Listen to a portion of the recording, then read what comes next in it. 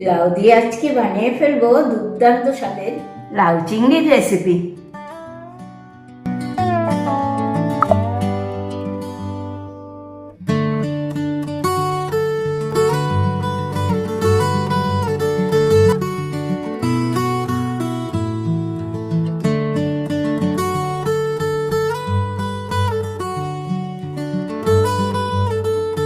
তোমরাও পারবে সহজ পদ্ধতিতে লাউ চিংড়ির রেসিপিটা।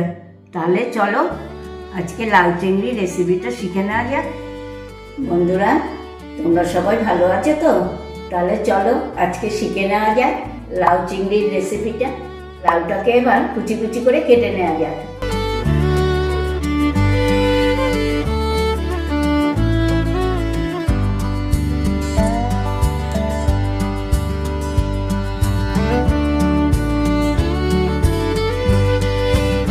এবার এটাকে ঠিক এই রকম কুচি কুচি করে নিতে হবে।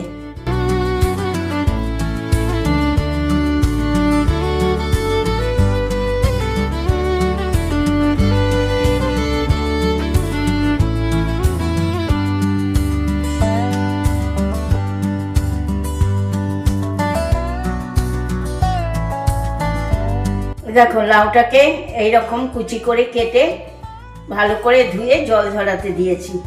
সঙ্গে নিয়ে নিয়েছি 4-5টা কাঁচা লঙ্কা চিড়ে আর একটু ধনেপাতা কুচিয়ে। আর এখানে নিয়েছি 200 গ্রাম চিংড়ি মাছ, আমি ধুয়ে নিয়েছি। চিংড়ি মাছটার মধ্যে আমি অল্প একটু হলুদ, অল্প করে একটু নুন, এটা আমি মাখিয়ে নেব।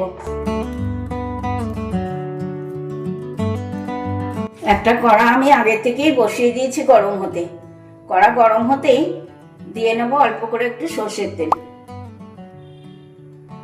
তেল গরম হতেই এই চিংড়ি মাছগুলো আমি ভেজে নেব।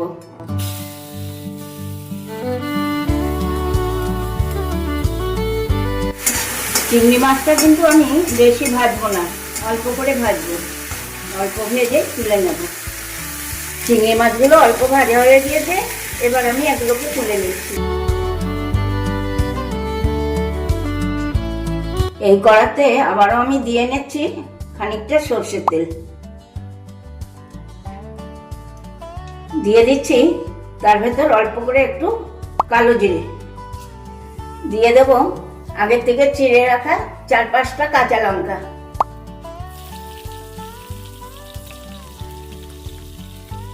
এই তেলেই দিয়ে দিচ্ছি অল্প করে কিছুটা লাউ। এবারে দিয়ে দেবো ছোট চামচের 1 চামচ নুন, দেবো ছোট চামচের 1 চামচ হলুদ গুঁড়ো। এবারে দুবার একটু নেড়ে আমি বাকি লাউটা সব দিয়ে দেবো এর ভেতর। এবার দিয়ে দিচ্ছি বাকি লাউ কুচানোগুলো।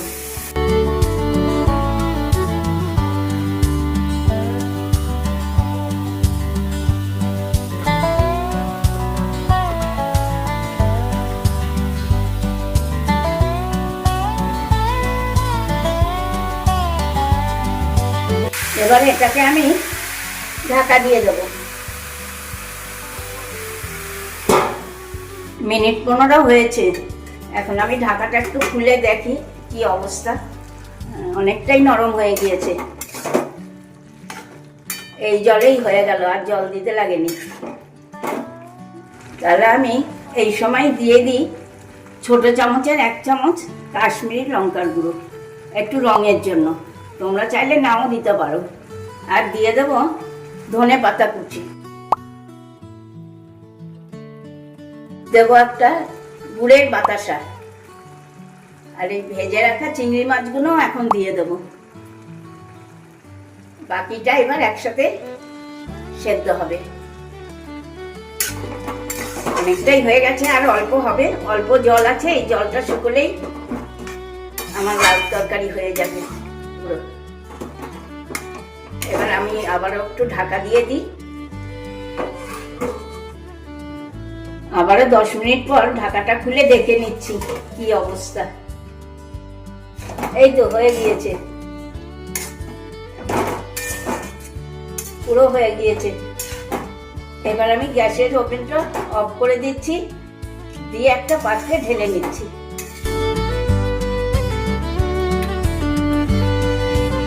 এবার আমি এটা গরম গরম পরিবেশন করে দিচ্ছি। বন্ধুরা, কেমন লাগলো এই লাউ চিংড়ির রেসিপিটা? যদি ভালো লেগে থাকে ফেসবুক ইউটিউবে একটা লাইক একটু কমেন্ট হবে তো, সঙ্গে শেয়ারও করা চাই কিন্তু ভুলে যাওনি নিশ্চয়ই মুখার্জি কিচেন। তাহলে আজকে আসি, টাটা বাই বাই। তোমরা সবাই ভালো থেকো, সুস্থ থেকো। নেক্সট দিন আবার চলে আসবো নতুন নতুন রেসিপি নিয়ে।